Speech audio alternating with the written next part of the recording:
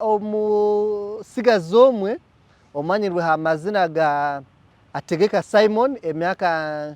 25 y'obukuru ogwabira ry'omutuze wa Kasese abantu bakatorera amateka mu ngaro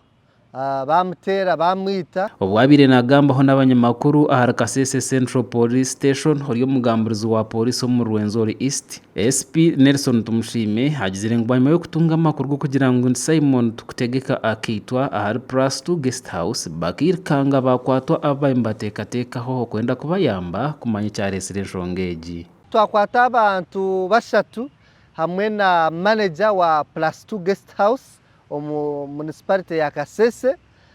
okuyamba okukora investigations abokuba ogu Ategeka Simon akitirwa omu lodge ya Plus 2 Guest House omuri Kasese atwatireho omushango ogw'obwisi kandi office ya DPP ningashi omuhababe wa government naza kutuhabura ha mushango gwenyine ogo turabatekeho. Tumushime hotenzire kuhereza y'amazina g'abantu abakwasirwe hashobora ngo akiriyo bahiga abona bari omukikorwa eki okwenda kuretaho uburinganiza omu maka g'umugenzi region ebire etine shonga okwihaho okweyongera okwomuhendo ogw'emisango okweyongera okwenamba y'emisango ya mob ningashi okutwarira amateka mu ngaro bakita abantu mu bwire butari bwa hare turegistaringire emisango ibiri erimo yo kwita abantu bakose bari kuhenda amateka ningashi bari kutwarira amateka mu ngaro abantu babiri bamazire kuba bafa omu municipality ye Kasese.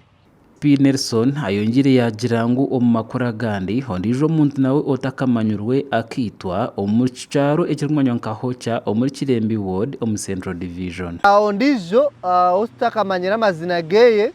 nawe aisirwe ntebereza ntekateka ngo nawe aisirwe abantu bari kutwara amateka mu ngaro kandi ababo tukabamanyire konka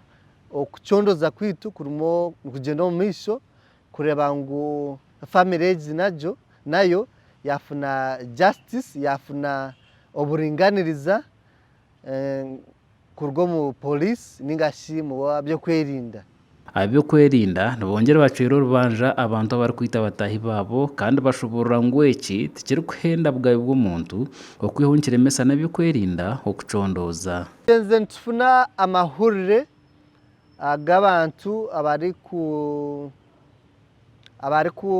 kweha omu magara g'enseegi eki turi kweta suicide emisango egi eriho mu communities ezitu eza Kasese konke n'ekyenaku ngo emisango nk'egi tibari kwiza kugiripotinga ha polisi